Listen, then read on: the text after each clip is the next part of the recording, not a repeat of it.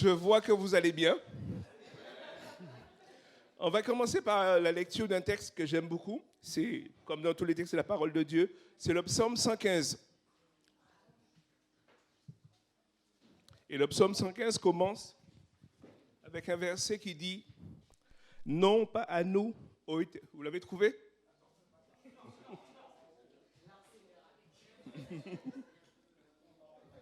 Psaume 115. J'attends Marie-France. C'est bon? Donc le psaume 115 nous dit « Non pas à nous, ô Éternel, non pas à nous, mais à toi seul la gloire, pour ton amour et ta fidélité. » Ce matin, nous ne voulons pas oublier que nous sommes là à cause de lui et pour lui. Et c'est pour ça que ce matin, nous pouvons dire avec ce psaume, non pas à nous, mais à ton nom donne gloire ce matin au milieu de nous. Ce matin, qu'il n'y ait rien qui puisse faire barrière entre nous et Dieu. On va continuer qui dit, pourquoi les autres peuvent dire-t-il, où est leur Dieu? Et il répond, notre Dieu est au ciel, et il fait tout ce qu'il veut. Mais leurs idoles sont d'argent et d'or, fabriquées par des hommes. Elles ont une bouche, mais ne peuvent parler. Elles ont des yeux, mais elles ne voient pas. Elles ont des oreilles, mais qui n'entendent rien. Elles ont des narines, mais qui ne sentent rien. Elles ont des mains, mais qui ne peuvent toucher. Elles ont des pieds, mais ne peuvent marcher. De leur gorge, jamais aucun son ne s'échappe. Ils leur ressemblent, tous ceux qui les fabriquent, tous ceux qui mettent leur confiance en elles. Gens d'Israël, mettez votre confiance en l'Éternel. Il est votre secours et votre bouclier. Ce matin, qu'on se rappelle que Dieu est notre secours et notre bouclier. Et quels que soient les problèmes, les difficultés que j'ai ce matin, je veux les déposer aux pieds de Dieu. Parce qu'il est mon secours et mon bouclier. Descendants d'Aaron, mettez votre confiance en l'Éternel. Il est votre secours et votre bouclier. Et vous qui craignez l'Éternel, mettez votre confiance en l'Éternel. Il est votre secours et votre bouclier. Amen. Ce matin, qu'on ne puisse pas oublier que Dieu est notre secours et notre bouclier.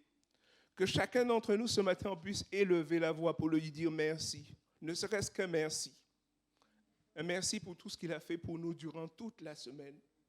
Il y a des fois, on voit des grandes choses, on a des grands témoignages de guérison, de délivrance. Mais il y a des fois, c'est après qu'on voit que Dieu nous a gardés, nous a préservés. Et dans les petites choses comme dans les grandes choses, Dieu est fidèle. Alors on élève la voix ce matin ensemble et on lui dit merci parce qu'il est notre secours et notre bouclier. Père éternel, nous sommes devant toi encore ce matin. Nous sommes devant toi comme celui qui a soif d'entendre ta voix. Celui qui a soif d'entendre ce que toi tu as à dire ce matin à nos cœurs. Tu as vu toute notre semaine, peut-être avec des problèmes, des difficultés. Peut-être qu'il y a parmi nous ce matin des hommes et des femmes qui sont, des frères et sœurs qui sont entrés avec une difficulté, une maladie, qui sont rentrés sans solution. Mais ta parole me dit que tu es notre secours et notre bouclier. Ta parole me dit que ce matin, tu vas répondre à notre besoin. Tu vas agir, Père, pour la seule gloire et l'honneur de ton nom. Et comme le dit ce psaume, non pas à nous, mais à ton nom, donne gloire ce matin. À ton nom, donne gloire au milieu de nous. Que celles qui nous entourent voient que tu es le Dieu tout-puissant, que tu es le Dieu 3 fois saint, tu es le véritable. Alors élevons la voix ensemble ce matin et disons-lui merci. Pendant quelques instants, avant que la chorale s'installe. Jésus, merci. Béni soit ton nom, Jésus. Amen, gloire à Dieu. Est-ce que vous êtes heureux d'être dans la présence de Dieu ce matin? Amen, amen. Alors est-ce qu'on peut se lever pour louer Dieu ce matin?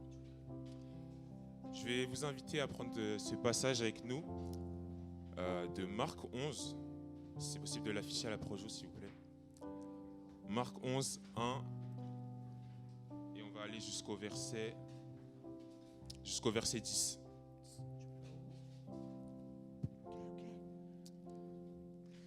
Alors, je prends la version Bible du Summer, donc ne vous étonnez pas si à l'écran c'est autre chose. Je crois que c'est marqué ici la version, ça va être Bible au second. Donc voilà, moi je lis avec Bible Summer, voilà. Si vous avez d'autres versions, vous inquiétez pas, c'est pareil. Donc. Marc 11, versets 1 à 10.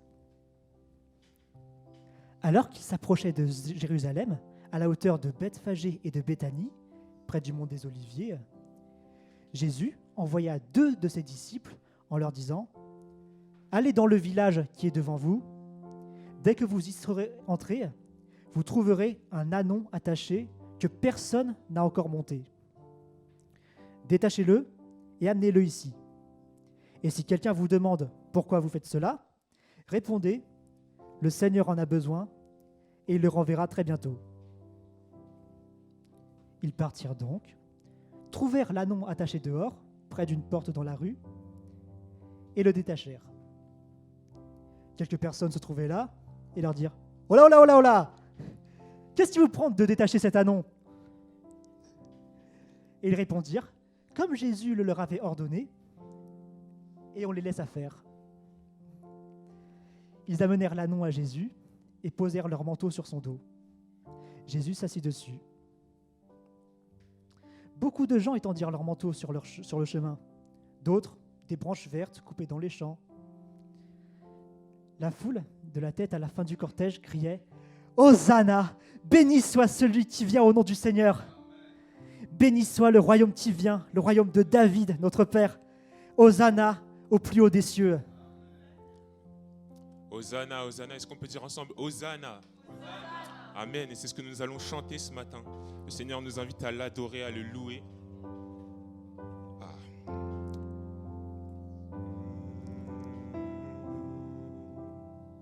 Hosanna. Hosanna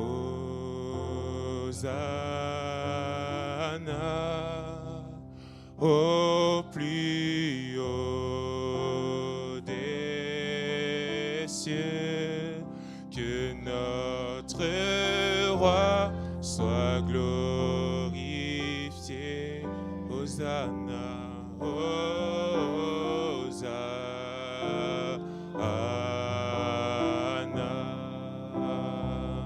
Ensemble.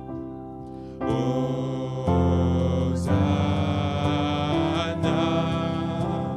au plus haut des cieux, que notre roi soit glorifié.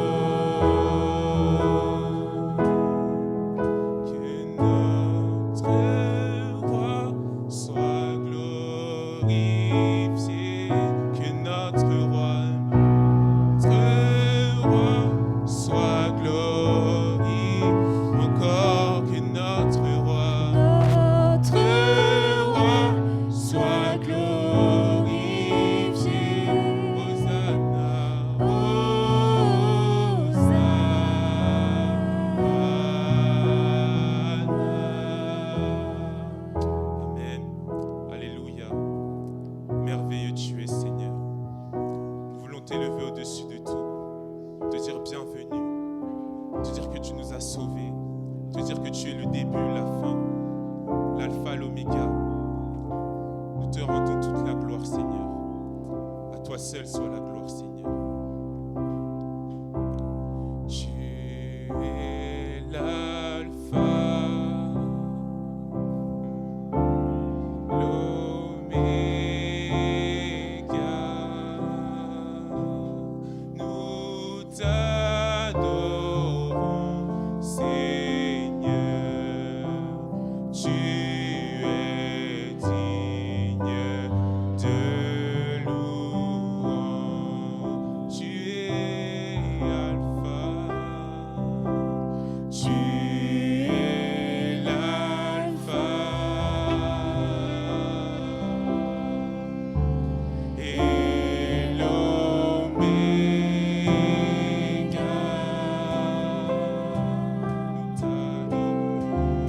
Nous t'adorons, Seigneur. Tu es digne de louange. Nous te rendons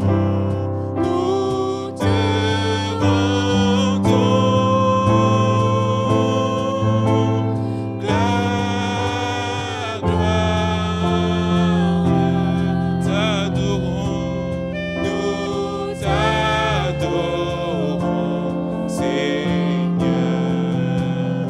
Tu es digne de louange. Nous te rendons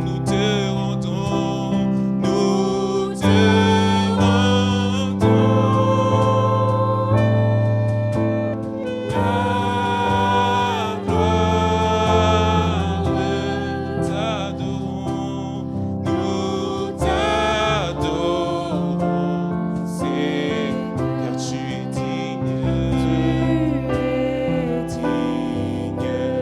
de louange. Tu es l'Alpha. Tu es l'Alpha et l'Oméga.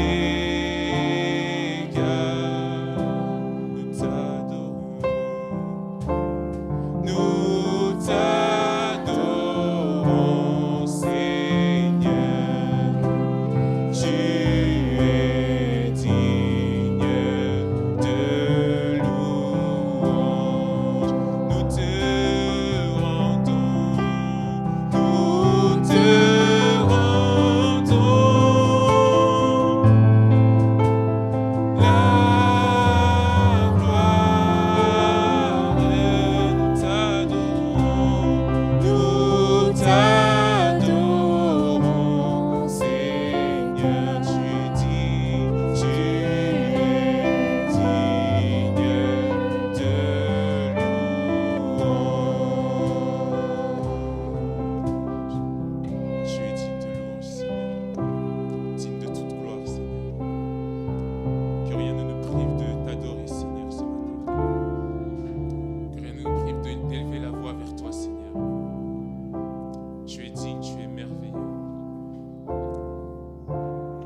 De louange.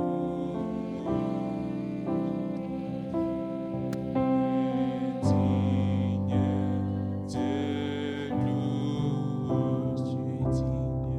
tu es digne de louange.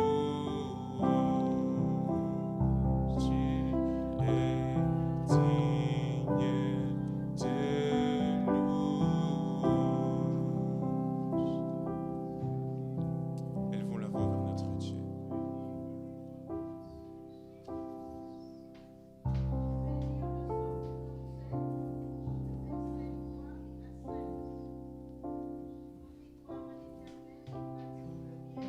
Je crois qu'il y a un désir vraiment de louer Dieu, de le magnifier, de l'accueillir. Reprends du début. Hosanna au plus haut des cieux, que notre roi soit glorifié.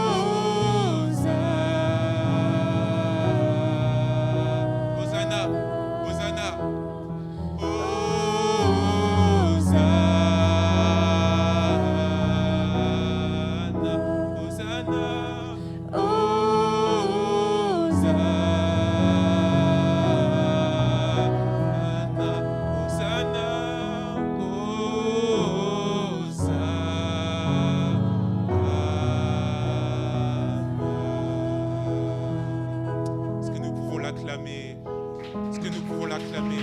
Nous te disons Hosanna, nous t'acclamons Seigneur. Tu es merveilleux. Tu es digne de louange.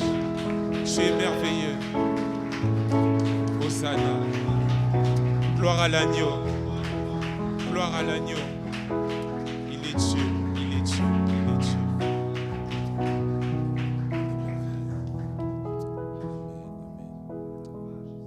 Tu es grand, tu es merveilleux Seigneur. Nous allons pas faire la lecture, nous allons directement aller sur à l'agneau.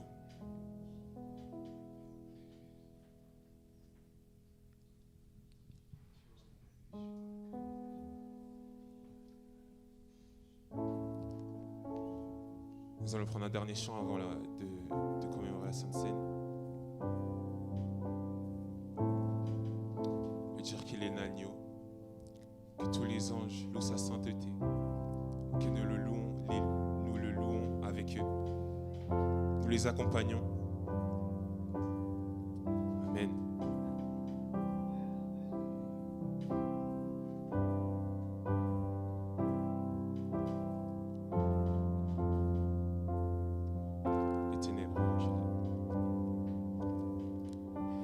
ténèbres ont reculé devant l'œuvre de la croix, devant l'agneau immolé et le sang versé pour moi, et le sang versé pour moi. Disons ensemble encore, les ténèbres. Les ténèbres ont reculé devant l'œuvre de la croix, devant l'agneau immolé, devant l'agneau immolé, et le sang versé pour moi. Tous les anges louent sa sainteté. L'univers entier crie sa majesté. Nous chantons gloire et puissance, force et louange à l'agneau immolé.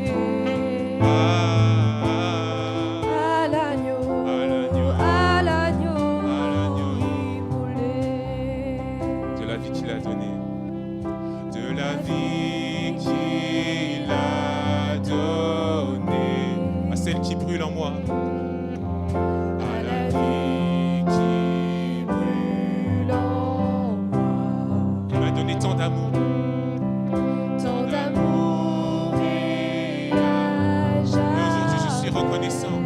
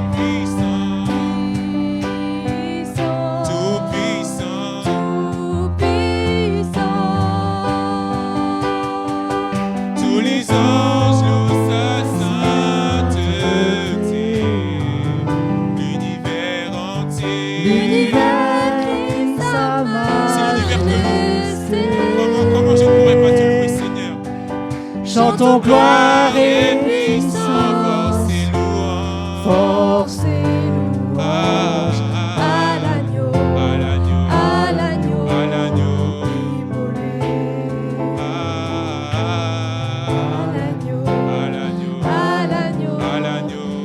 immolé, il s'est sacrifié pour moi. Il m'a donné sa vie à l'agneau. l'agneau immolé. Rendons gloire à l'agneau, acclamons l'agneau. Il nous a donné sa vie. Nous voulons lui donner notre vie en retour. Il est merveilleux, il est glorieux, il est grand, il est magnifique. Alléluia, alléluia, alléluia. Gloire à Dieu.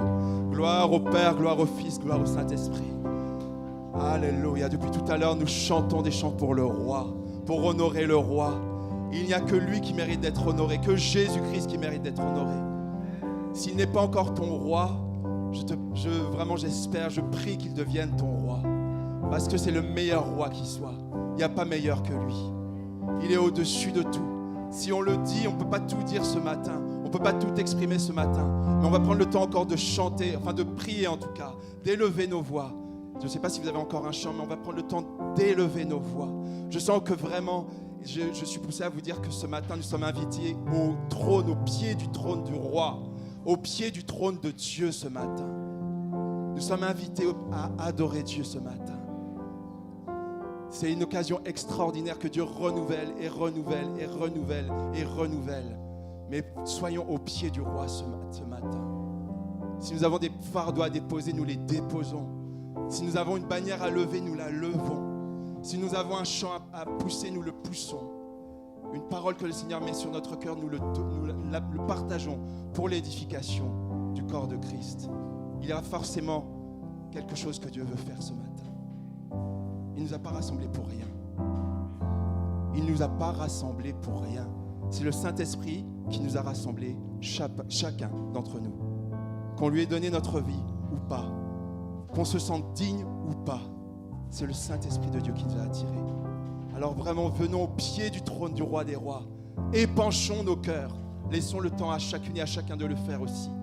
Que ce soit court, mais de tout notre cœur. Le Seigneur lit tout dans notre cœur. Il n'a pas besoin de tous les détails, mais il sait tout, il voit nos cœurs. Épanchons nos cœurs ce matin. Alléluia.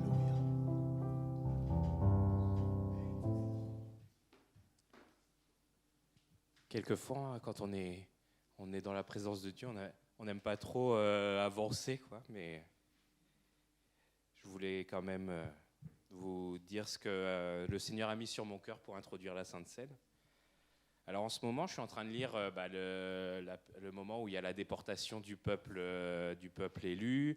Il y a, franchement, là je suis dans Ézéchiel et je ne sais pas si vous l'avez déjà lu en fait en enchaînant, mais on a l'impression que c'est vraiment dur. Hein, et en fait, je lisais un peu tout ça. En fait, il résume tout ce que le peuple a fait contre Dieu. Oui, vous êtes idolâtres, vous êtes partis vers d'autres dieux. Quand vous avez eu besoin d'aide, au lieu de venir vers moi, vous êtes partis vers les peuples autour, comme l'Égypte, où je vous ai dit, surtout ne retournez pas en Égypte.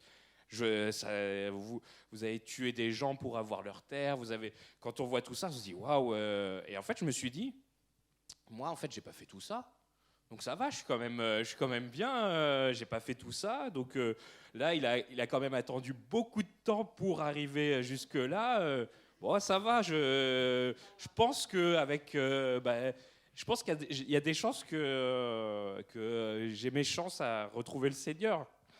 Et en fait, c'est là que j'ai pensé au sermon sur la montagne, où en fait Jésus il prêche, et là il dit... vous avez appris qu'il a été dit « tu ne commettras pas de meurtre ». Mais en fait, quand tu insultes ton prochain, c'est comme si tu le tuais.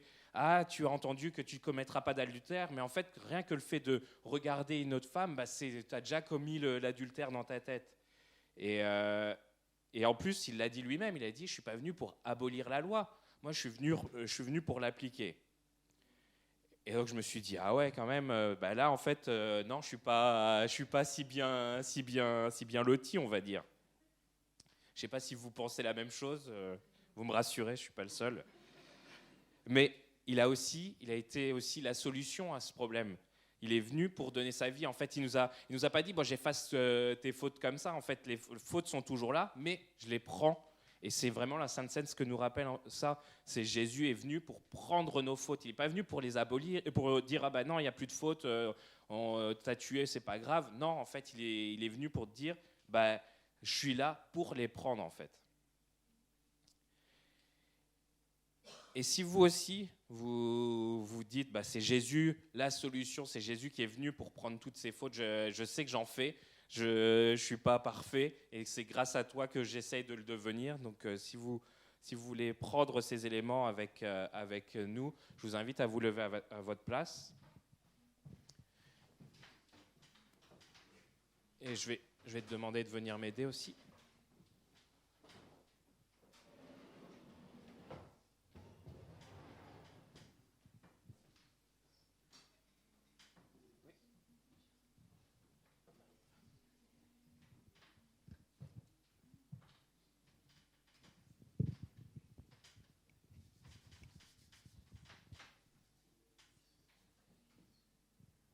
Alors dans 1 Corinthiens chapitre 11 à partir du verset 23, il est écrit « Car moi j'ai reçu du Seigneur ce que je vous ai transmis. Le Seigneur Jésus, dans la nuit où il allait être livré, prit du pain et après avoir rendu grâce, il le rompit et dit « C'est mon corps qui est pour vous, faites ceci en mémoire de moi. »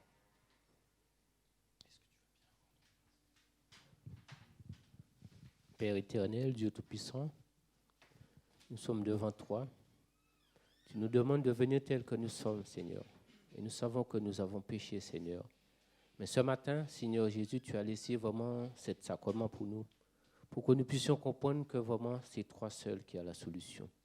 Alors que ce matin, Seigneur, je te présente vraiment ce pain qui représente ton corps. Je te demande vraiment encore que ce pain nous fasse du bien, Seigneur Jésus, parce que nous savons que c'est toi qui fais tout, Seigneur. Alors merci encore pour cette sainte scène que nous allons partager ensemble, et que seul ton Saint-Nom soit béni, et que nous puissions reconnaître que sans toi, nous ne sommes rien, Seigneur. Amen. Il fit de même avec la coupe après le dîner en disant « Cette coupe est l'alliance nouvelle en mon sang. Faites ceci en mémoire de moi toutes les fois que vous en boirez, car toutes les fois que vous mangez ce pain et que vous buvez cette coupe, c'est la mort du Seigneur que vous annoncez jusqu'à ce qu'il vienne. » Gloire à Dieu. Gloire à Dieu. La gloire est à Dieu. La gloire revient à Dieu. Il n'y a que lui qui la mérite. Amen.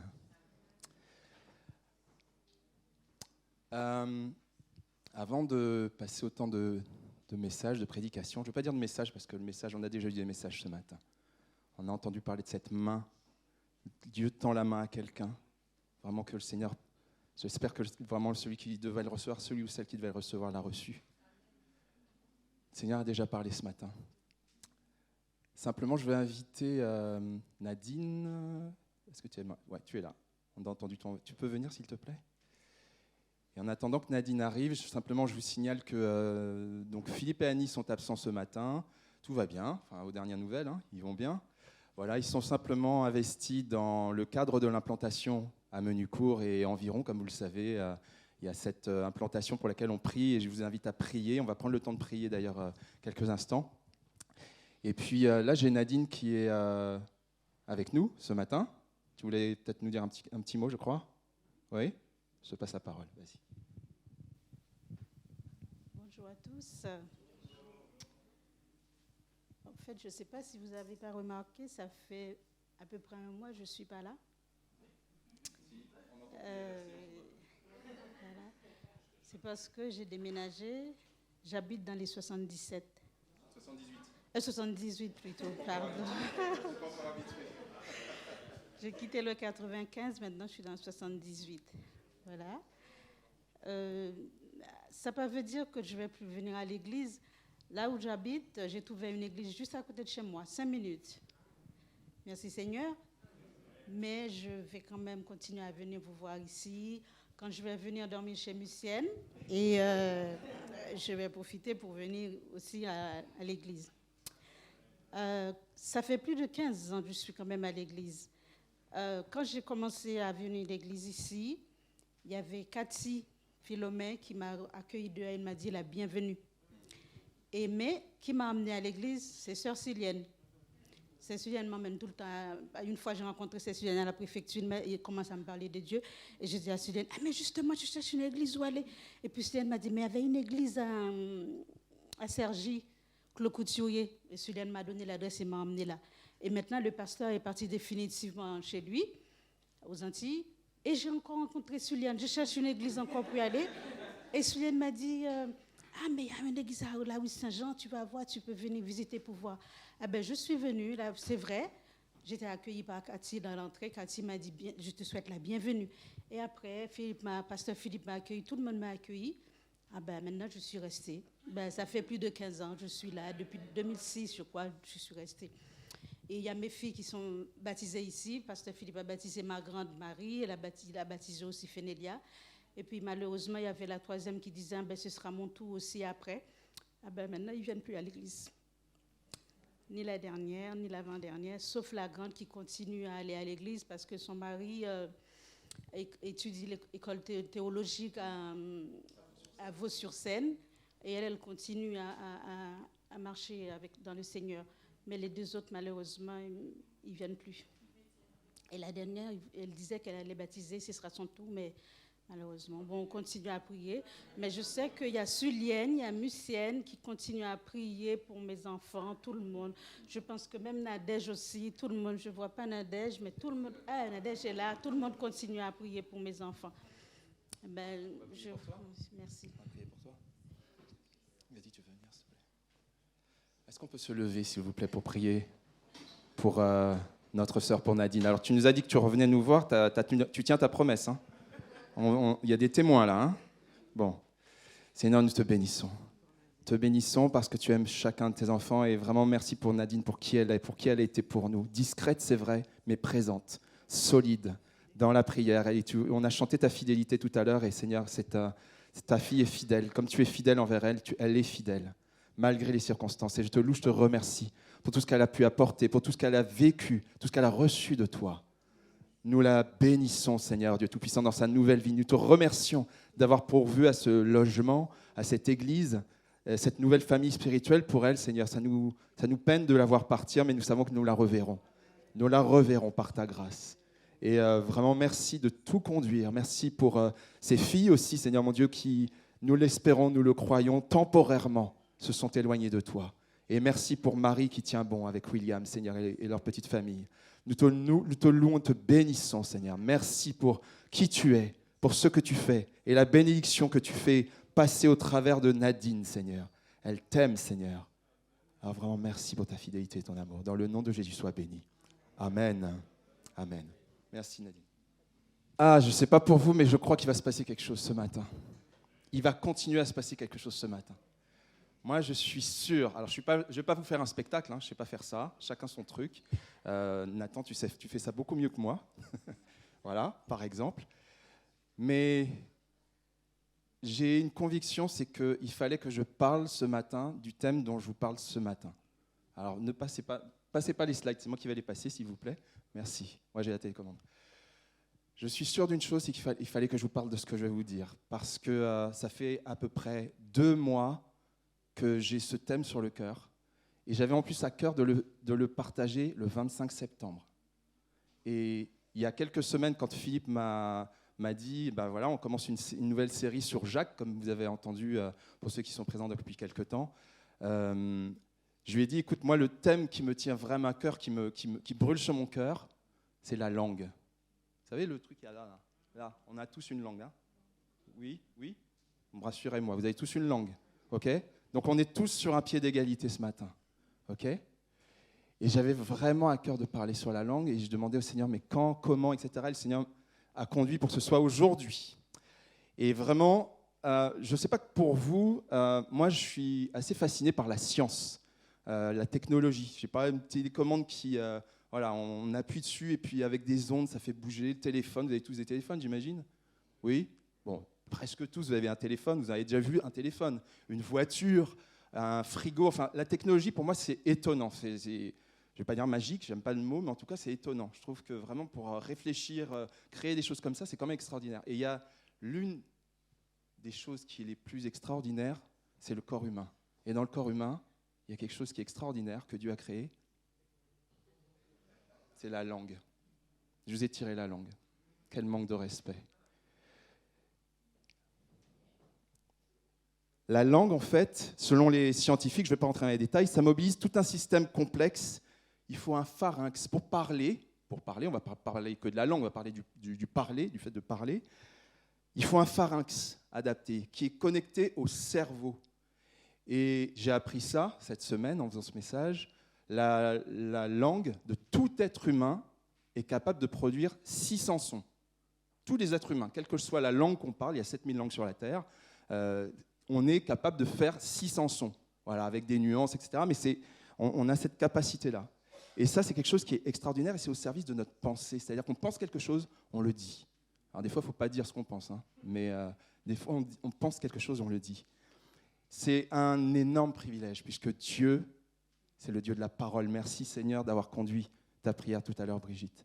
Parce que c'est vraiment cette parole qui fonde le monde. Est-ce que vous vous rendez compte que le pupitre, là, nos vêtements, nos chaises, la nature, etc., tout ça, ça a été créé par la parole.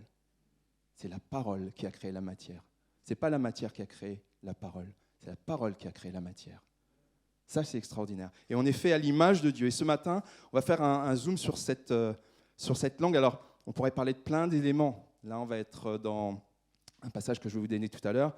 Mais le fond de ce message, retenez ça, je le dirai de temps en temps, le fond de ce message, c'est la sanctification. C'est ça le fond. Je ne suis pas là pour parler de la langue, je ne suis pas biologiste, mais c'est vraiment la sanctification. Le Seigneur veut nous parler sur la sanctification de tout notre être, nos pensées, nos émotions, notre esprit. Par nos paroles, ça je le répéterai de temps en temps, par nos paroles, et c'est ça le thème de ce matin, nous avons le pouvoir d'ouvrir l'accès au ciel ou de nous fermer l'accès au ciel. Alors ça va marcher, ça ne marche plus? C'est en panne? Ah voilà, merci. Ah, maintenant ça va trop vite. Voilà. Donc voilà le thème, ta langue, une clé pour le ciel. C'est ça dont on va parler ce matin. Alors ce matin, peut-être certains, ça va vous piquer.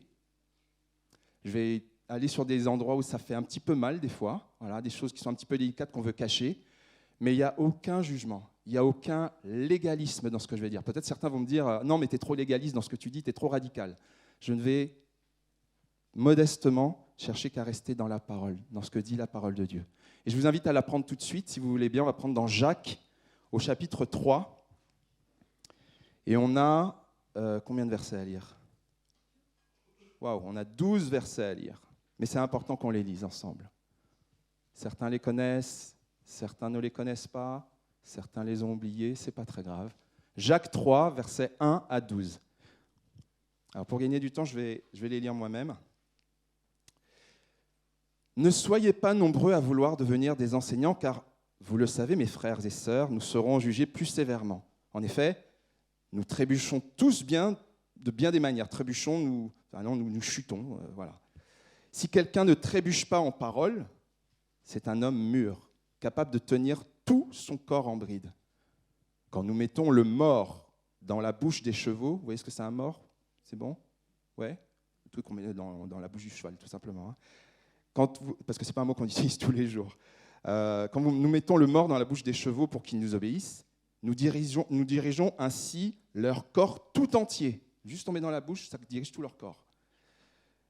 Voyez aussi les bateaux, même très grands et poussés par des vents impétueux, ils sont conduits par un tout petit gouvernail, là où le pilote le veut. De même, la langue est un petit membre et elle peut se vanter de grandes choses.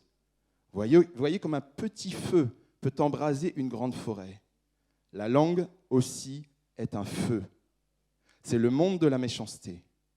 Ainsi, la langue se trouve parmi nos membres. Elle souille tout notre corps et enflamme le cours de notre existence, étant elle-même enflammée par l'enfer. Toutes les espèces de bêtes, d'oiseaux, de reptiles et d'animaux marins peuvent être domptées et ont été domptées par l'homme. La langue, en revanche, aucun homme ne peut la dompter.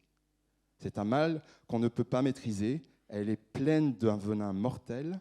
Par elle, nous bénissons Dieu notre Père. Par elle, nous maudissons les hommes faits à l'image de Dieu. De la même bouche sortent la bénédiction et la malédiction. Mes frères et sœurs, il ne faut pas que tel soit le cas.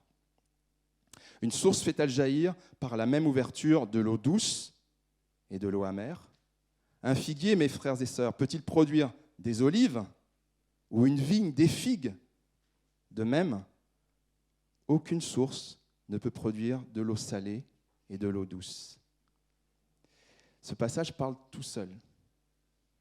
Mais vraiment, j'ai à cœur de vous partager ce thème ce matin. Et il y a des moments où je vais passer vite, mais c'est fait exprès parce que y a des groupes de maison, ça va être annoncé, rappelé tout à l'heure. Il y a des groupes de maison où on a l'occasion de creuser, d'aller plus dans le détail, de regarder les passages, de partager, de discuter, etc. Il y a 3 choses que je voudrais vous partager. Je vais commencer par la première. Je ne vous donne pas le plan, juste pour que vous m'écoutiez bien.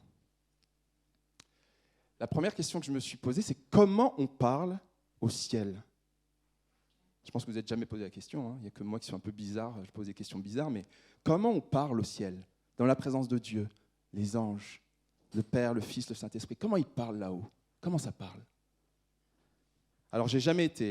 Je ne vais pas dire que je n'ai pas eu cette chance, mais bon, les gens qui ont été, qui sont revenus, c'est qu'ils sont morts et ils sont revenus. Ce que j'ai vraiment à cœur de vous dire ce matin, c'est qu'on est tous destinés au ciel. Donc c'est important de savoir comment on parle.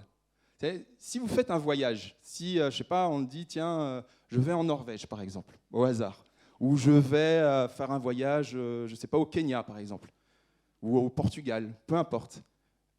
Si on sait qu'on va rester un certain temps, pas de touriste, si on sait qu'on va rester 6 mois, 1 an, etc., on va essayer d'apprendre la langue, un minimum. Oui ou non? C'est mieux, pour communiquer, ça peut aider. D'accord? Donc comme nous, on va au ciel, c'est important de savoir quelle langue on parle au ciel. Oui ou non? Ok? Vous me suivez. C'est important parce que c'est notre identité selon Dieu. Nous sommes créés à l'image de Dieu, qui est la parole éternelle. Je vais dire des évidences, mais je vais les rappeler parce que c'est important. Nous sommes fils et filles de rois. Celui qui est au ciel, c'est un roi. C'est le roi des rois. Quand on sera en sa présence, on sera en présence d'un roi. Et on peut déjà être dans sa présence sur cette terre, par son esprit. Nous sommes l'Église, encore une évidence, l'Église, je ne vous donne pas les versets parce qu'il y a beaucoup de versets et je partagerai mes notes évidemment pour les groupes de maison, mais si vous ne me croyez pas, je vous donnerai les preuves tout à l'heure. Nous sommes la fiancée du roi des rois. L'Église, c'est la fiancée de Christ. C'est l'épouse. Elle est promise à être son épouse. Donc qu'on soit un homme ou une femme, alors moi ça me gênait, l'histoire de fiancée pour un homme, j'avais un peu de mal, mais c'est spirituel. C'est spirituel. Ça veut dire qu'il y a une union entre Jésus et nous, tellement profonde, remplie d'amour. Et c'est important de savoir ça, de se rappeler ça. Dieu désire qu'on règne avec lui. Et dans les groupes de maison, vous aurez cette note-là. Nous vous inviterons à partager ces paroles qui disent « Ne savez-vous pas que nous jugerons les anges ?» On va juger les anges. Il n'y a qu'une parole qui dit ça, mais il faut une parole pour le faire. Donc on est vraiment destiné au ciel. C'est important de se rappeler ça. Et je me suis posé aussi la question, de savoir, comment Dieu et les anges parlent? Alors, comme je n'ai pas été au ciel, j'ai entendu des témoignages de gens qui ont été au ciel. C'est extraordinaire. Je ne sais pas si vous avez déjà entendu ça. Les gens qui ont été au ciel, ils vous disent c'est extraordinaire, c'est beau, des couleurs qu'on n'a jamais vues, la beauté des anges, enfin, c'est extraordinaire. Il n'y a pas de mots en fait pour décrire. Et souvent, les gens qui ont été au ciel disent, et j'ai lu un bouquin là-dessus, il s'appelle « Le ciel, ça existe pour de vrai », de, comment il s'appelle, Todd Burpo, si vous le cherchez, je vous donnerai la référence. C'est un petit garçon qui a une opération qui a très très mal tourné, une opération de l'appendicite. Et en fait, après coup, on se rend compte qu'il est mort temporairement, il a été au ciel, il a vu des choses extraordinaires qu'il ne pouvait pas connaître, il est revenu, il a décrit ce qu'il a vu. Et il y a même eu un film là-dessus. Enfin, vraiment, c'est extraordinaire. Et moi, je crois que c'est possible. Je crois que Dieu peut faire des choses comme ça. Et il décrit la douceur, la beauté des paroles. Enfin, il n'y a pas de mots pour dire ça. Ce qu'on sait, par contre, dans la Bible, parce que nous, on sait des choses dans la Bible, c'est que Dieu parle beaucoup. Dès le début, il parle. Au commencement, Dieu créa le ciel et la terre. Et après, il dit, qu'il soit fait, voilà, séparation du ciel et enfin de la lumière et des ténèbres, etc., etc. Voilà. Dieu parle dès le début. Et on sait que dans le ciel, il est parlé. Dieu donne des directives. Il gouverne. Il y a un psaume qui le dit très clairement. Il dit Et maintenant, j'ai oublié, ça va me revenir. Psaume 33, on va le prendre. Allez, ce sera plus simple. Psaume 33, comme ça vous fera aussi tourner les pages. Voilà. En plus, je le dis tout le temps, mais c'est pas grave. Psaume 33. Verset, tac, voilà, c'est ça. Bah oui, quand même. Versets 9 et 10. Parlant de Dieu, il est dit, alors même verset 8, que toute la terre craigne l'Éternel, que tous les habitants du monde tremblent devant lui, car il parle et la chose arrive. Il ordonne et elle existe. Dieu parle. Et parmi eux, parmi les anges, le Père, le Fils, le Saint-Esprit, est-ce que vous avez déjà remarqué que l'un d'entre eux était vulgaire dans la Bible, utilisait des gros mots, des vulgarités, des grossièretés? Est-ce que vous avez déjà vu ça? Oui ou non? Non, hein, on a la même Bible, hein, on n'a jamais lu ça. Mais il y a même un passage, moi, qui m'a étonné il y a des années de ça, quand je l'avais lu la première fois. C'est extraordinaire, c'est dans Jude, au verset 9 et 10, si je ne dis pas de bêtises. Non, vous n'êtes pas obligé de le prendre, mais si vous voulez, c'est comme vous voulez. Ouais, c'est 9 et 10. C'est l'archange Michel, alors c'est très mystérieux, je ne vais pas rentrer dans les détails, mais l'archange Michel, donc un être céleste, qui dit qu'il est en contestation avec le diable pour le corps de Moïse. Vous savez que Moïse, alors si vous ne le savez pas, je vous le dis, Moïse n'a pas de tombe. C'est Dieu lui-même qui l'a enterré. On ne sait pas où il est. C'est écrit dans la parole. Et il y avait une contestation entre l'archange Michel et le diable. Et l'archange Michel, quand il parle du diable, il utilise une expression, il dit... voilà, il évite en fait d'injurier le diable. Prenez Jude, versets 9 et 10, vous le verrez, il évite d'injurier le diable. C'est-à-dire qu'il n'injurie même pas le diable. Il aurait pu le pourrir d'insultes, mais parce qu'il est céleste, parce qu'il est dans la sainteté, c'est impossible que ça sorte de sa bouche. C'est impossible. Quelle serait l'autorité de Christ s'il avait utilisé sa bouche à tort et à travers? Dieu, il a utilisé Dieu et ses serviteurs, en fait, ils ont une puissance qui est liée à une bouche, mais pas simplement à la bouche, à un cœur. Parce que notre bouche est connectée à notre cœur, à nos pensées. Et évidemment, tout ça, c'est connecté. Hein. Mais il n'aurait pas pu chasser les démons, menacer la tempête, ordonner à Lazare, sors pour qu'il ressuscite, s'il avait eu une vie, un cœur sale, un cœur impur. On est d'accord? Vous êtes avec moi?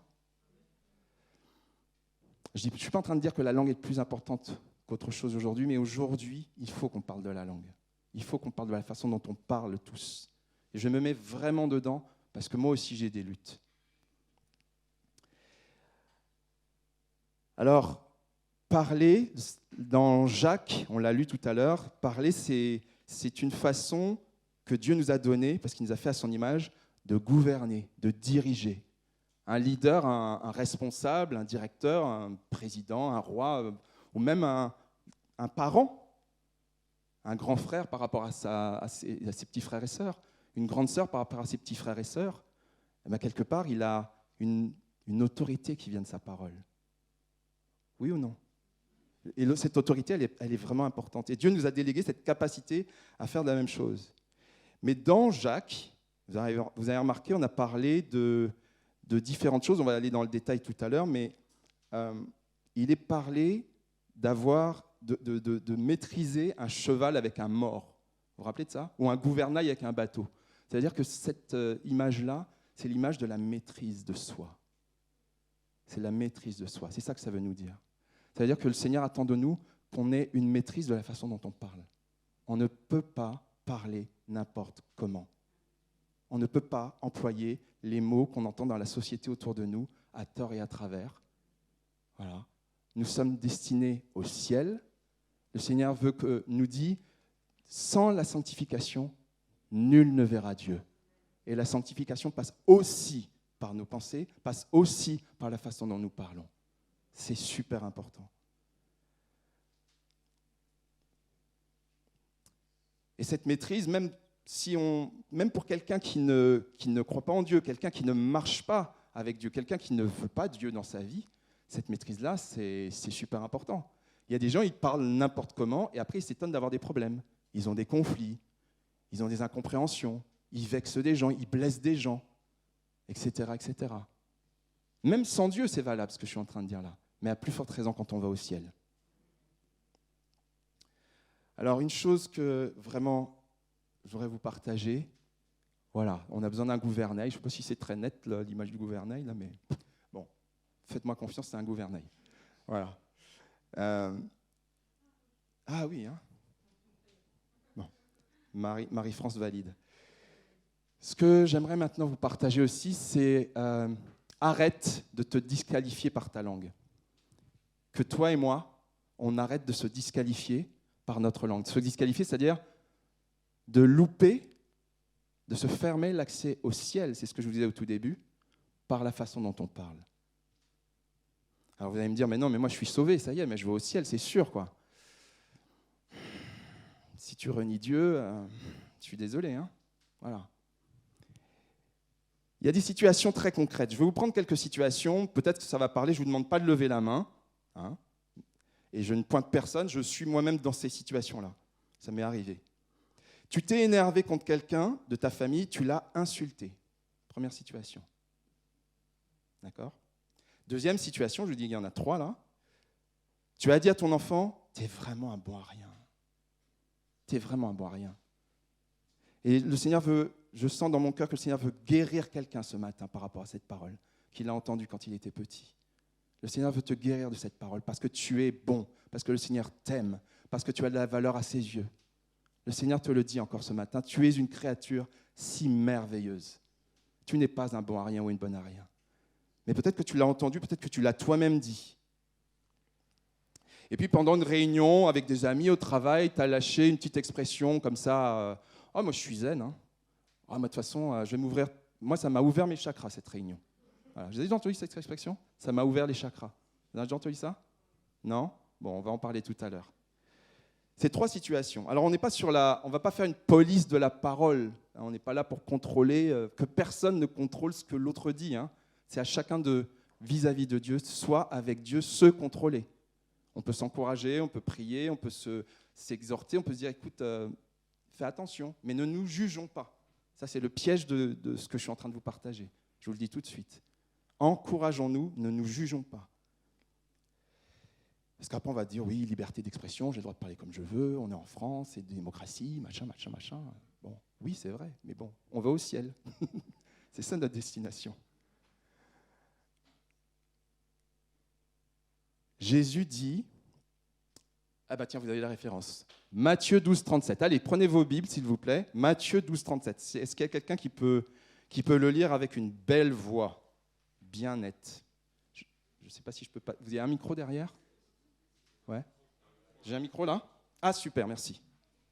Ok. Matthieu 12, 37. Qui veut le lire ? Parce que ça, c'est Jésus qui parle, c'est super important. Nadine, tu as levé la main ? D'accord, ok.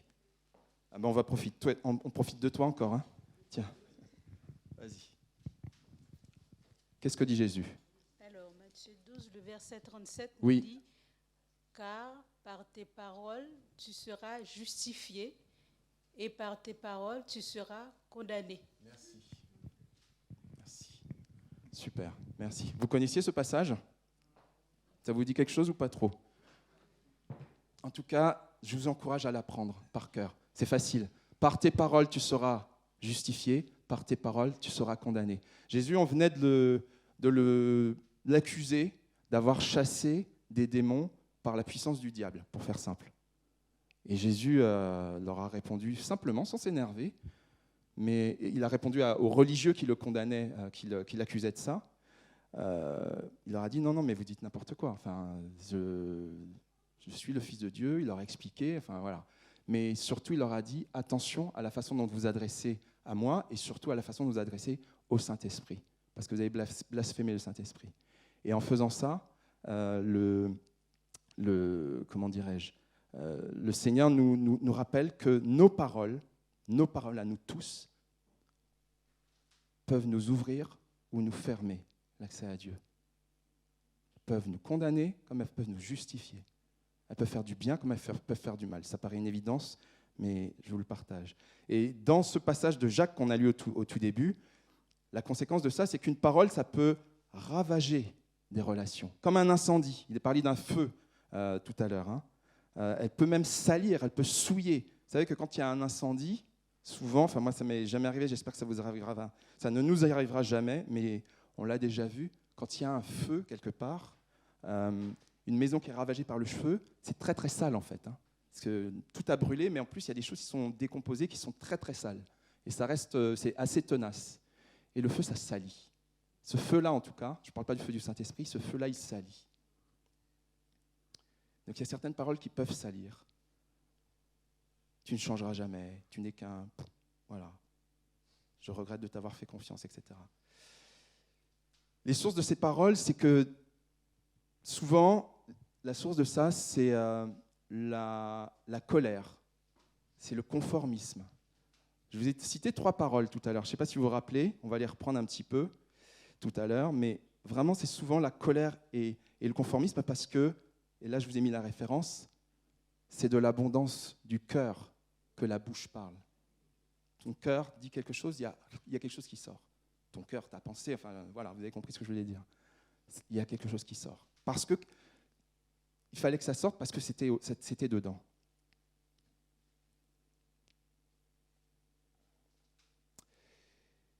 Alors, on va décoder un petit peu ces situations. La première, c'est... Oups là, c'est bon? Tout va bien? Ok. La première, c'est tu es énervé et tu insultes quelqu'un. Insulter, quand je dis insulter, c'est avec des gros mots. Hein. C'est voilà, grassement, avec grossièreté, etc. J'éviterai de dire des gros mots ce matin. La colère entraîne souvent une perte de contrôle de soi. Et on est bien sur le sujet, on parlait de la maîtrise de soi tout à l'heure. Et le Seigneur nous encourage, Éphésiens 4, ne te couche pas sur de la colère, de peur de laisser accès à qui? Au diable. Éphésiens 5,4. La référence est là si vous voulez la trouver. Tu te couches sur ta colère, tu n'as pas réglé ton problème, tu n'as pas demandé pardon à Dieu, ça veut dire que tu as ouvert une porte au diable. C'est aussi simple que ça. C'est aussi simple que ça. Ce n'est pas toujours facile de demander pardon, c'est des fois difficile de maîtriser la colère, mais au moins, si on ne peut pas aller voir la personne, on peut s'adresser à Dieu. À minima. Voilà, pour être en paix et fermer la porte au diable.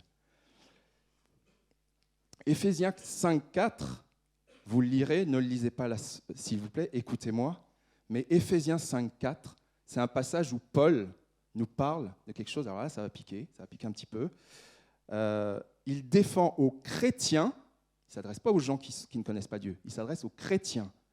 Il leur défend de tenir des propos obscènes, grivois, vulgaires, des plaisanteries équivoques. En France, on a un truc qu'on appelle les contrepétries. Je ne sais pas si vous connaissez ça. Bon, je ne vais pas vous en faire parce que ce n'est pas très édifiant, mais voilà, les gens sont créatifs pour faire des choses vulgaires. Voilà. Et donc, malheureusement, ça arrive. J'ai déjà entendu, et ce n'est pas pour juger qui que ce soit, pour pointer qui que ce soit, c'est juste pour qu'on soit vigilant et qu'on se rappelle qu'on va au ciel et qu'au ciel, on ne parle pas comme ça. Des fois, on entend des « je ne vais pas le dire, parce que j'arrive pas à le dire. Je m'en F, vous voyez ce que je veux dire? C'est pas « je m'en fiche hein, », c'est l'autre. Vous avez compris? Ok. Ou alors, rien à battre. Voilà.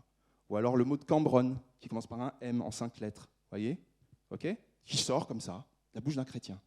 Je ne vais pas les dire, les mots. Je pense qu'on sait tous de quoi on parle. Ok? Encore une fois, ce n'est pas la police de la parole. C'est toi, maîtrise, et prépare-toi pour le ciel. C'est ça le message.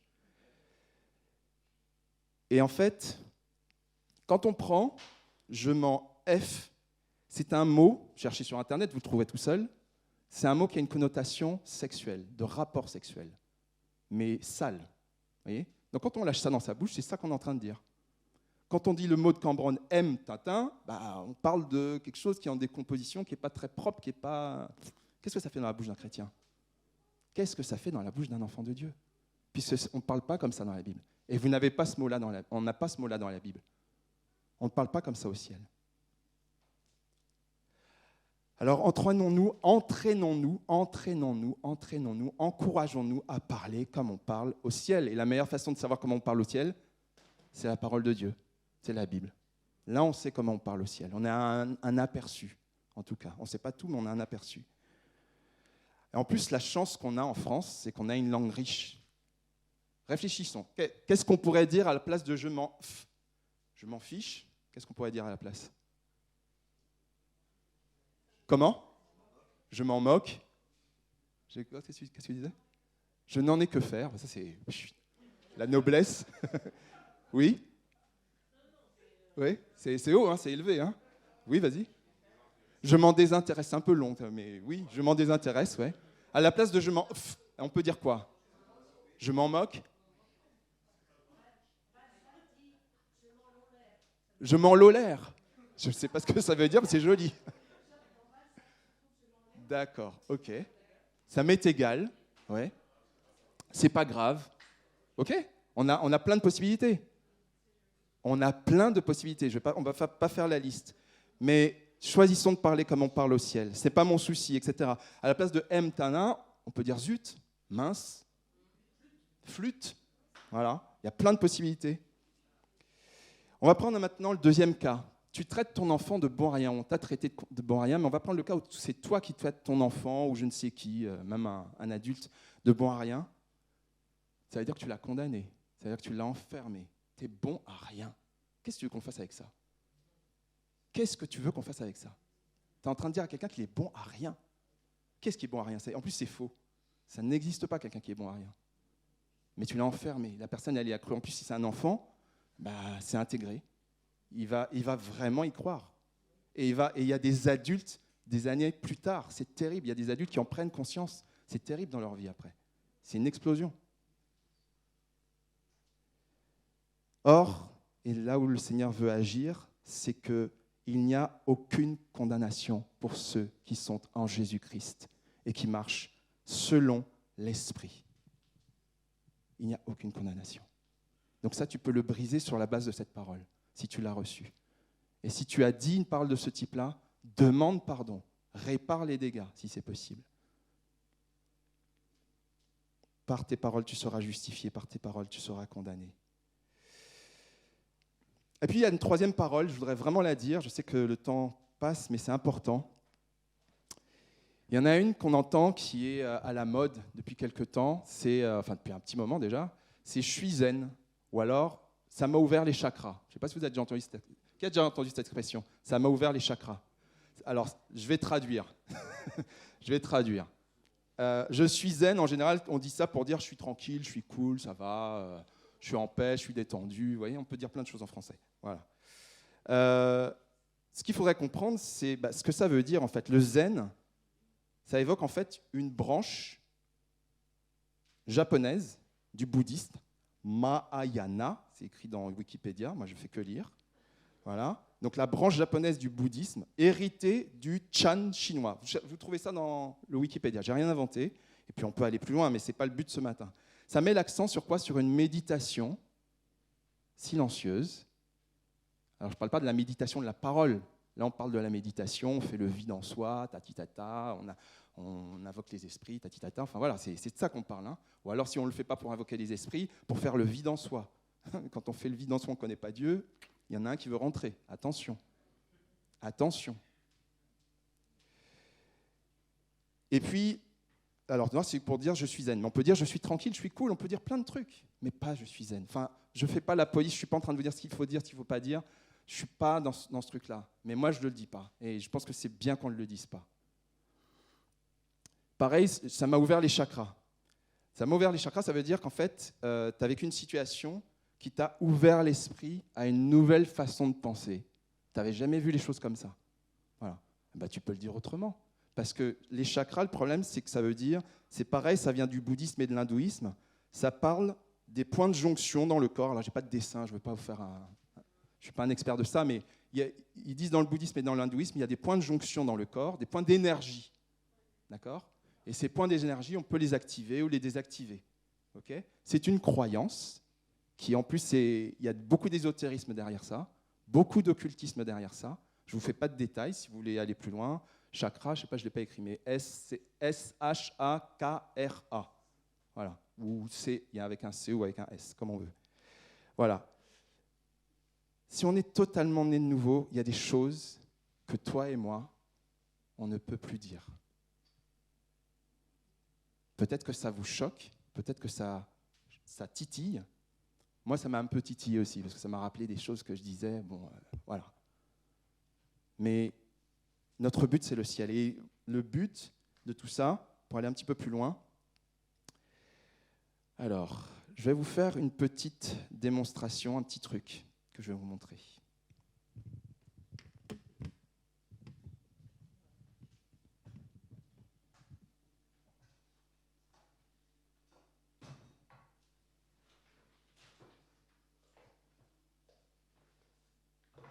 Le plan de Dieu, c'est que...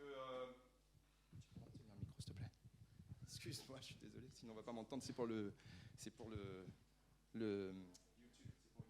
sinon on va pas m'entendre. S'il te plaît, merci. Le but de Dieu, c'est qu'on puisse vraiment accéder à sa présence. D'accord ? Est-ce que c'est là où on veut aller ? Est-ce que c'est au ciel qu'on veut aller ? Oui ou non ? Oui. Vous êtes d'accord ? Je vous le souhaite en tout cas si vous ne le voulez pas. Ça, on va dire, vous savez, ça c'est de la terre. On va dire ça, c'est toutes les cochonneries, toutes les insanités qu'on dit, les gros mots, les vulgarités, les jugements, les condamnations, etc., etc. Toutes ces choses dont je parle depuis tout à l'heure, les expressions à la mode qui viennent en vérité de quelque chose qui vient de l'ennemi. On va dire que ces choses-là, elles sont en nous. Vous voyez ce que je suis en train de faire là ? Ok ?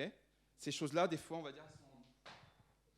Le but de Dieu, c'est que, au travers de sa parole et de son esprit, au travers du sang de Christ, merci, au travers du sang de Christ et de son esprit, on puisse être libéré de ça. Et qu'est-ce que le Seigneur fait ? Il nous remplit. Si on l'accepte, si on lui fait la place, il nous remplit. Alors au début, ça va être tout sale, ça va être tout noir, ça va être tout moche, mais ça va déborder. Alors, je ne l'ai pas répété, mais normalement, imaginez, il y a tellement d'eau qu'au bout d'un moment, qu'est-ce qui se passe ? Ça sort. Alors là, ce n'est pas réussi, mais imaginez. Hein ? Voilà, imaginez. Ils vont dire, ouais, il a loupé son truc, Georges. Oui, je l'ai loupé. Mais enfin, vous avez compris ce que ça veut dire. Vous avez compris ? Imaginez qu'en fait, l'eau, elle est pure. L'eau, elle est pure. Par l'action du sang de Christ, de sa parole, du Saint-Esprit. Laisse-toi remplir par le Seigneur. Et tout ça, ça va sortir. Ça va sortir. Ça va sortir. Ça va sortir. C'est ça que le Seigneur veut te dire. Ok ? J'ai pas fini. Presque. Attends, je vais renverser parce que sinon ça va être la cata. Voilà. Il va falloir nettoyer, ouais, je sais. Ne vous inquiétez pas. Attends. Hop. Je vais le mettre là parce que sinon ça va être la catastrophe. Fais attention, Clara, quand tu passes. Si tu repasses. Ok, touchez pas. Merci.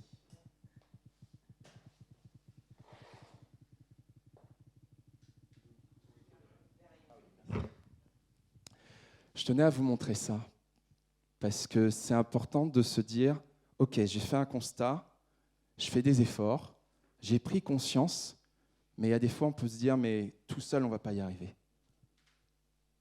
On a besoin de l'aide des uns et des autres, on a besoin de la parole de Dieu, on a besoin de l'action de l'Esprit de Dieu en nous, pour pouvoir être délivré de certaines façons de s'exprimer. Mais en fait, l'expression, c'est le révélateur de ce qu'on a au fond, et des pensées.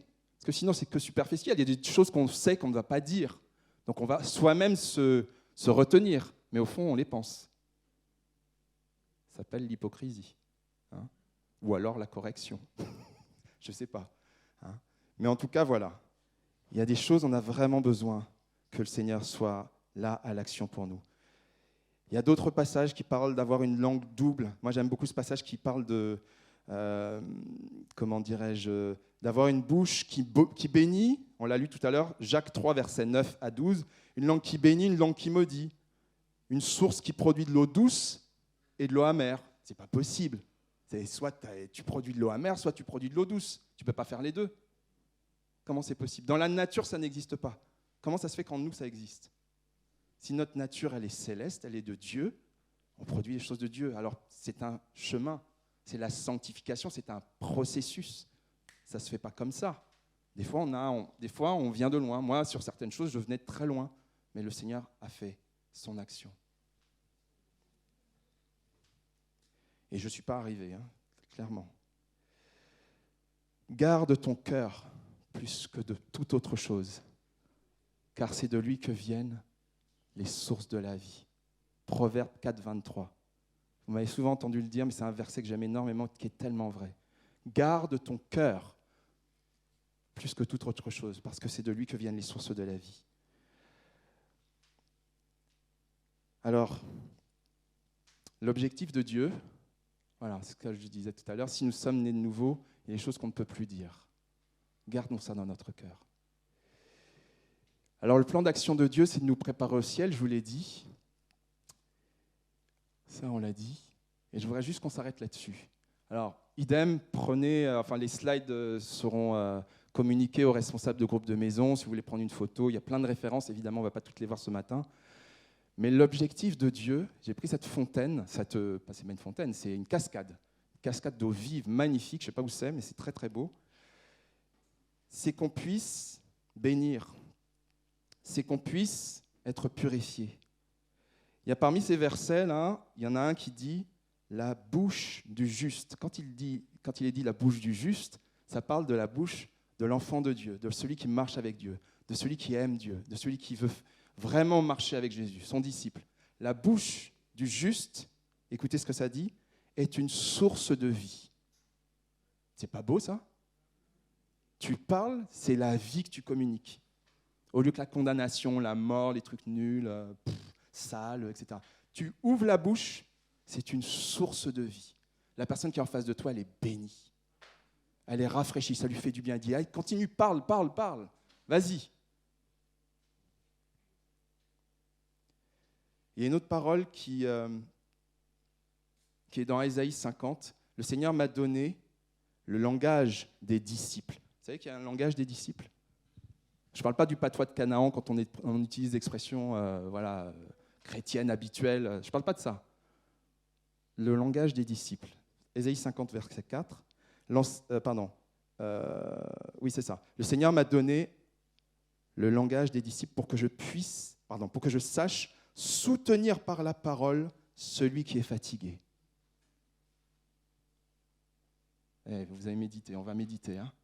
Te donne une parole qui est capable de soutenir celui qui est fatigué. C'est ça ce que le Seigneur veut qu'on communique, cette vie. Jésus est notre modèle. Et il y a des bons usages de la langue, il y a des mauvais usages, mais je voudrais terminer sur vraiment des bons usages. Les bons usages, parce qu'on est créé à l'image de Dieu. Nos paroles ont une portée. Notre parole ne crée pas comme Dieu a créé le monde. On ne pourrait pas créer l'univers, évidemment. Mais notre parole ont quand même une portée. Dans la Genèse, le Seigneur a laissé Adam nommer les animaux. Il a dit à Adam, c'est toi qui vas donner un nom aux animaux. Je ne vous donne pas la référence, regardez dans Genèse 2, si je me rappelle bien. Okay? Il a dit, c'est la responsabilité de l'homme de donner un nom aux animaux. Et je ne sais pas si vous savez, dans la pensée juive, puisqu'on est dans l'Ancien Testament, dans la pensée juive, c'est quelque chose qu'ils ont gardé, je le dis sous le contrôle de Brigitte, si je dis une bêtise, nommer quelqu'un ou nommer quelque chose, c'est le posséder. C'est-à-dire qu'on en prend possession. Ça veut dire qu'on lui donne une identité. Mais ça nous appartient.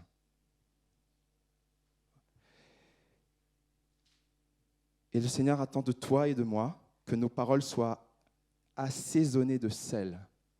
Il y a un passage, je ne vous donne pas la référence, mais c'est dans le Nouveau Testament. Que notre parole soit une parole agréable, qui édifie, qui encourage, qui fait du bien, qui communique la vie. Mais peut-être qu'il faut que l'eau, comme je vous ai montré tout à l'heure, elle prenne la place, elle prenne la place, elle prenne la place, elle prenne la place, elle prenne la place, elle prenne la place jusqu'à... Et au bout d'un moment, dans cette image de l'eau que je vous ai montré tout à l'heure, si imaginez l'eau était totalement pure et qu'à un moment, il y a une impureté qui vient dedans. Mais comme il y a de l'eau qui vient en continu, l'impureté, elle est sortie tout de suite. Vous voyez ce que je veux dire? Je vous ai beaucoup parlé de la langue, de parler, etc. Mais il peut être très sage aussi de savoir se taire. C'est ce que je vais faire tout à l'heure d'ailleurs. C'est de savoir se taire. Des fois, il vaut mieux se taire. C'est plus sage. C'est une question de maturité. On est dans le sujet de la maturité dans cette série. Il y a ce verset dans Jacques aussi, Jacques chapitre 1, verset 19. « Soyons lents à parler et prompts à écouter. » Lents à parler et prompts à écouter. Dieu, bien sûr. Hein. Et les autres aussi. Et les autres aussi. Voilà. On l'a vu, notre langue peut nous ouvrir ou nous fermer le ciel. Mais pas seulement elle. Tout notre être peut nous ouvrir ou nous fermer l'accès au ciel, parce que rien n'est caché devant Dieu. Je vous rappelle, par tes paroles, tu seras justifié, par tes paroles, tu seras condamné. Et c'est de l'abondance du cœur que la bouche parle. Je sais que ça fait plusieurs fois que je le dis, mais des fois, il faut répéter, il faut que ça rentre.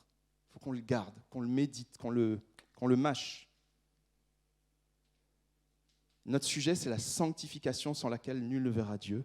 Et l'épouse de Jésus que nous sommes, ou que nous avons vocation à être, l'épouse de Jésus-Christ, doit se préparer à rencontrer son époux. Et quand elle va parler avec son époux, comment elle va parler? Comment elle va parler? Avec quels mots? Avec quelle référence?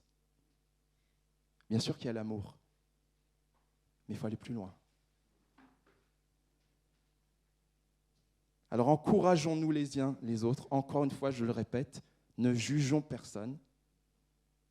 Que personne ne juge personne, s'il vous plaît. Mais encourageons-nous, prions et pensons déjà à nous. Regardons la poudre qu'il y a dans notre œil avant de regarder la paille qu'il y a dans l'œil du voisin. OK? Maintenant, à toi et à moi de jouer, et puis que le Seigneur soit glorifié. Amen. Jésus. Jésus. Est-ce qu'on peut se lever, s'il vous plaît? Est-ce que vous aviez un chant encore pour la louange? Des annonces. Dieu merveilleux, je t'honore et je te bénis, parce que c'est toi qui parles depuis le début de ce culte. Peut-être que tu as parlé même avant ce culte, des choses qu'on n'a pas vues, qu'on n'a pas entendues, que peu connaissent. Mais Seigneur, je te loue, je te glorifie, parce que tu parles. Tu parles de multiples façons. Et tu nous as parlé ce matin. Tu m'as parlé ce matin. Et je te prie que personne ne soit sous la condamnation, mais qu'au contraire, nous soyons encouragés à nous sanctifier encore, à nous purifier encore, à te laisser faire. Sois sanctifié, sois vraiment béni du glorieux. Je t'aime, nous t'aimons, et nous nous préparons, et nous voulons nous préparer à cette rencontre avec toi, quand tu viendras nous enlever, quand tu viendras nous amener avec toi dans le ciel, pour vivre ces noces de l'agneau, pour vivre l'éternité avec toi. Mais je te loue, je te bénis parce que tu nous permets d'avoir ces paroles dès aujourd'hui sur cette terre. Dès aujourd'hui, Seigneur Dieu Tout-Puissant. Ces mots, ces paroles, ce cœur qui soit prêt pour te servir, pour bénir déjà, pour bénir les gens qui sont déjà autour de nous, qu'ils te connaissent ou pas. Je te prie que cette parole soit une eau vive. La bouche du juste est une source de vie. C'est toi qui le dis, Seigneur. À toi l'honneur et la majesté. Sois sanctifié, sois béni. Bénis ton Église, que nous soyons des lumières comme tu veux que nous le soyons, à la gloire de Jésus-Christ. Amen. Que le Seigneur vous bénisse. Déjà, je veux dire surtout que, comme l'a dit Georges, il n'y a aucun jugement. Moi-même, je ne suis pas parfaite. J'ai des luttes comme chaque personne. J'ai des défauts personnels comme chaque personne. Mais je suis obligée de dire ce que j'ai à dire, parce que je remercie le Seigneur pour la prédication. Il y a quelques semaines en arrière, justement, avec une sœur, on parlait, c'est avec Annie, justement, on est au téléphone, on parlait, on dialoguait des choses et d'autres. On est venu au langage, justement. Et moi, dans ma famille, je suis la seule, c'est pas pour me glorifier, mais le Seigneur sait, je suis la seule qui n'est pas vulgaire. Parce que, justement, j'aime tellement l'Éternel que j'arrive pas à dire un mal poli. Et ça m'est arrivé une fois, parce que mon mari, lui, m'en dit tout le temps, en fait. Il me rabaisse, il me dit que je suis une bonne à rien, et il me dit toujours des mal polis. Et sans faire exprès, une fois, à la place de dire mince, j'ai dit l'autre chose. Mais ça m'a culpabilisée et je me sentais mal. Forcément, j'ai demandé pardon à Dieu. Et justement, je voulais remercier pour le message, parce qu'après, j'étais dans le doute parce qu'après, j'ai entendu plein de chrétiens et chrétiennes que j'aime de tout mon cœur, et comme on dit, on ne juge pas. mais qui disait des mots, franchement, je vous le dis, j'aurais pris une chaise pour m'asseoir.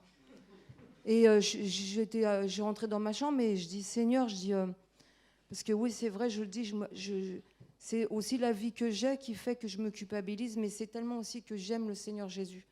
Mais je dis, Seigneur, je parlais au Seigneur, je dis, Seigneur, je me culpabilise pour ce petit mot et purée, qu'est-ce que j'ai entendu à côté? Mais je dis, il y a quelque chose qui ne va pas. Je dis, l'apôtre Paul, il a dit, sans la sanctification, nul ne verra le Seigneur. Alors après, bien sûr que je prie pour mes frères et sœurs et tout. Et là, je peux que rendre grâce et je veux justement vous témoigner à vous qu'il est possible d'être poli parce que je vous montre mon exemple à moi. J'entends des malpolis tous les jours. C'est-à-dire que mon mari est très vulgaire, mais quand je dis vulgaire, c'est plus que vulgaire. Et quand il me dit les paroles, je les entends forcément. Et bien, dans ma tête, je parle à Dieu. Je dis merci Seigneur Jésus pour ces oiseaux qui chantent. Merci Seigneur pour la nature. Je dis Seigneur, bénis mon âme, bénis mes enfants, bénis mes frères et sœurs. En fait, j'essaye de communiquer, d'être resté connecté spirituellement avec Dieu. Même j'entends les paroles, c'est pas grave. Enfin, c'est grave pour moi. Mais je veux dire, je les répète pas et j'essaye voilà, et j'essaye dans mon cœur, comme tout le monde, bien sûr, c'est dur, on a du mal à pardonner, faut pas se mentir à soi-même, mais par amour et pour le ciel, comme il a dit le ciel, bah, je passe par-dessus, je passe par-dessus, je passe par-dessus. Et je sais bien sûr qu'il y a beaucoup de frères et sœurs qui prient pour moi. Mais je rends grâce pour ce message parce que j'avais demandé au Seigneur justement, j'attendais justement qu'il y avait une exhortation dans une prédication. Donc comme je le dis, hein, c'est pour tout le monde, c'est pour moi avec. Hein. Mais il est possible d'être poli, il est possible. Actuellement, vous avez le panier. Non, le panier des dîmes offrandes est passé. Donc, comme on vous a rappelé dimanche, non, vous pouvez remettre, s'il vous plaît, sur les dîmes offrandes. Donc, nous avons le QR code qui est présent sur la page. Donc, lorsque nous allons faire passer les paniers, ou voilà, en tout cas, dès que vous verrez cette slide, vous pouvez utiliser vos téléphones pour pouvoir directement, si vous voulez, donner votre dîme. Comme ça, si vous n'avez pas d'espèces ou d'autres moyens de paiement, vous avez la possibilité directement de le faire. Donc, ça va bien sûr sur Eloasso, donc notre site qu'on utilisait lors du confinement. Donc, vous pouvez continuer à donner vos dîmes et vos offrandes par ce biais. Et donc, tout sera centralisé et continuer à remplir vos enveloppes. Comme ça, on pourra mettre au mieux de ce que vous voulez pour les dîmes et offrandes.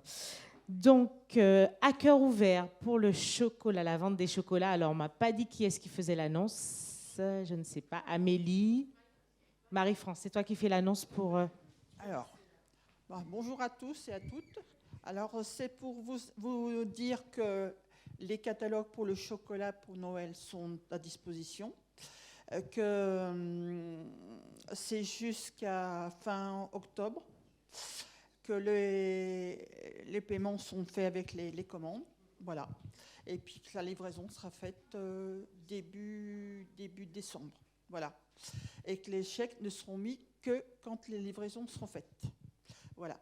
Et puis d'autre part, j'avais à vous dire aussi également que à cœur ouvert avait dit que tous les 3 mois on faisait comment on appelle ça? Oui, un point, oui, un point pour les activités qu'on faisait. Donc, c'était pour vous dire qu'il faudrait qu'on allait faire le marché de Noël, mais qu'il faut des cuisiniers et des cuisinières pour faire les bredala. Donc, éventuellement, il faudrait me contacter ou contacter Amélie pour me dire les gens qui veulent en faire, les personnes qui veulent en faire. Voilà, je vous remercie.